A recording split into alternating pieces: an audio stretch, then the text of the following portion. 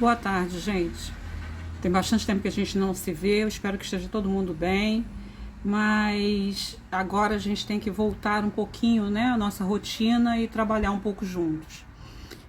Eu tive dando uma olhada no material e eu sei que esse material está bem básico, então muitas das coisas que aparecem aqui vocês já estão cansados de ver.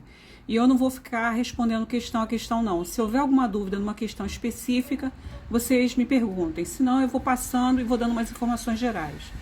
Uma das coisas que a gente tem que lembrar é o seguinte: nós temos aqui um texto e nesse texto a gente tem uma organização.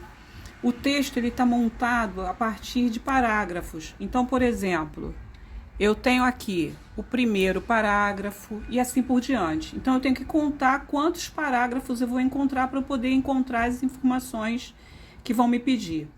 Eu acredito que a maior parte de vocês deva se lembrar perfeitamente disso, porque a matéria é desde lá do primário, né? E as questões são bem simplesinhas, então não vou perder meu tempo de vocês agora explicando uma a uma, não. Caso haja alguma que vocês tenham um pouquinho mais de dificuldade, a gente vê.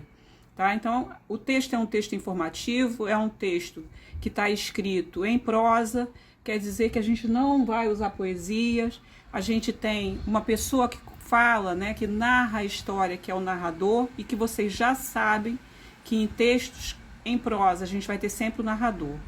O segundo texto fala para vocês conversarem um pouquinho sobre o coronavírus, e aí dá alguma informação de ciências, mas o que vai nos interessar realmente é quando ele para aqui e pede para você escrever uma entrevista. Lembre-se que quando nós vamos preparar uma entrevista, primeiro a gente tem que pensar um pouco sobre as perguntas que vamos fazer. Quando eu tiver pensado sobre essas perguntas, eu tenho que escrever as perguntas, reler, ver se essas perguntas estão claras, e aí a partir dessa minha observação inicial, eu vou começar a montar o meu material.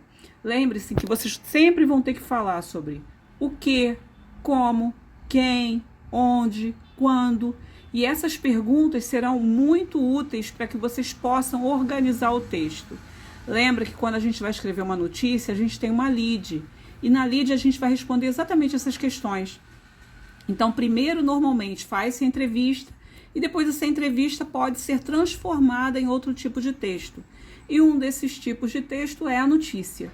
E a gente vai seguir esse esquema, sempre pensando em o que, quem, como, quando e onde. Se eu seguir esse raciocínio, vou conseguir montar qualquer uma entrevista e vou conseguir montar qualquer uma notícia que eu queira depois.